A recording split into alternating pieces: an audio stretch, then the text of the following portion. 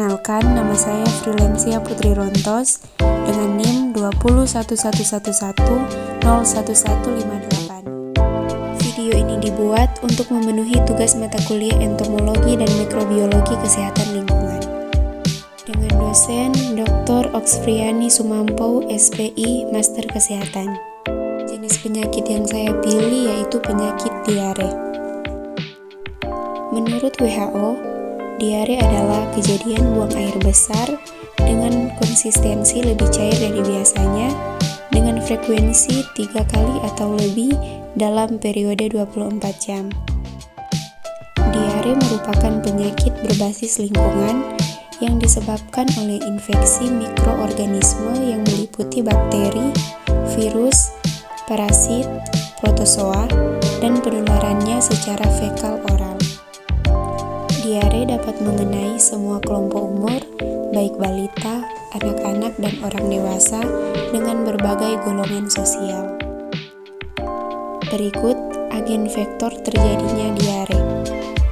Agen faktor terjadinya diare karena terkontaminasinya makanan dan minuman oleh faktor penyakit, khususnya lalat. Lalat merupakan salah satu penyebab utama diare. Timbulnya sampah menjadi tempat yang disukai lalat untuk bersarang dan berkembang biak. Tempat basah, benda organik, dan kotoran binatang menjadi pola hidup lalat. Lalat atau vektor lainnya dapat membawa patogen penyebab diare apabila penggunaan zaman keluarga yang tidak bersih dan tidak sesuai dengan syarat kesehatan. Agen merupakan penyakit terjadinya diare. Sangatlah jelas yang disebabkan oleh faktor indeksi karena faktor kuman, malaborsi, dan faktor makanan. Aspek yang paling banyak terjadi diare yaitu infeksi kuman E. coli, salmonella, vibrio cholera, dan serangan bakteri lain yang jumlahnya berlebih dan patogenik, atau memanfaatkan kesempatan ketika kondisi lemah. Berikut faktor risiko penyakit diare. Penyakit diare dapat terjadi akibat faktor secara langsung maupun faktor tidak langsung. Penyakit diare ini berasal dari faktor agen, penjamu, perilaku, dan juga termasuk faktor terkait lingkungan.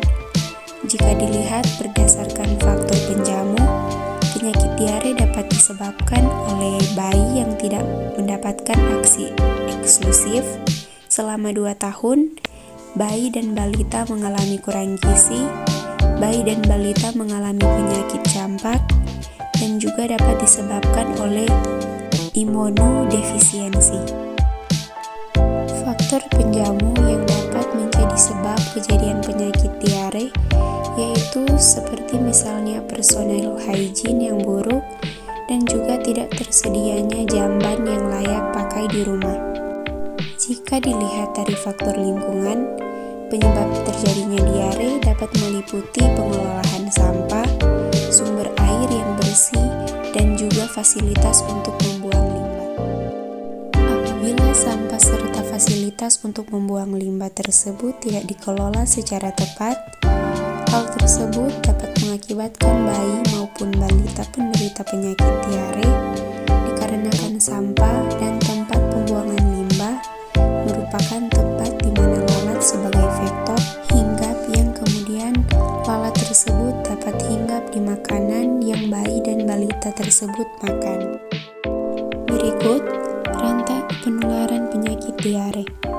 Penyakit diare dapat ditularkan oleh kuman dari orang satu ke orang yang lain secara langsung melalui fekal oral dengan media penularan utama adalah makanan atau minuman yang terkontaminasi agen penyakit diare.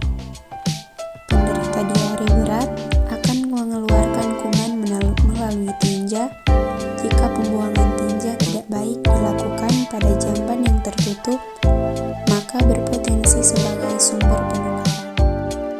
Penyakit diare juga dapat ditularkan secara tidak langsung melalui air. Air yang tercemar kuman apabila digunakan orang untuk keperluan sehari-hari tanpa direbus atau dimasak terlebih dahulu, maka kuman akan masuk ke tubuh orang yang memakai tersebut dapat terkena diare. Berikut upaya pencegahan penyakit diare. Upaya yang dapat dilakukan keluarga untuk mencegah terjadinya diare pada balita adalah melakukan perilaku sehat, yaitu 1. Pemberian ASI. ASI mempunyai khasiat pencegahan secara imunologik dan turut memberikan perlindungan terhadap diare pada balita yang mendapatkan makanan yang tercemar. Balita yang diberi ASI secara penuh mempunyai daya lindung 4 kali lebih besar terhadap diare. Pemberian ASI selama diare dapat mengurangi akibat negatif terhadap pertumbuhan dan keadaan gizi balita serta mengurangi keparahan diare. Kedua, menggunakan air bersih. Air bersih merupakan barang yang sangat mahal saat sekarang karena di beberapa daerah yang mengalami krisis air bersih. Namun, penyediaan air bersih yang memadai untuk secara efektif membersihkan tempat dan peralatan masak serta makanan, demikian pula untuk mencuci tangan, demikian juga peralatan sumber air untuk balita, tempat yang digunakan dan lainnya harus bersih untuk mencegah terjadinya diare. Ketiga, mencuci tangan.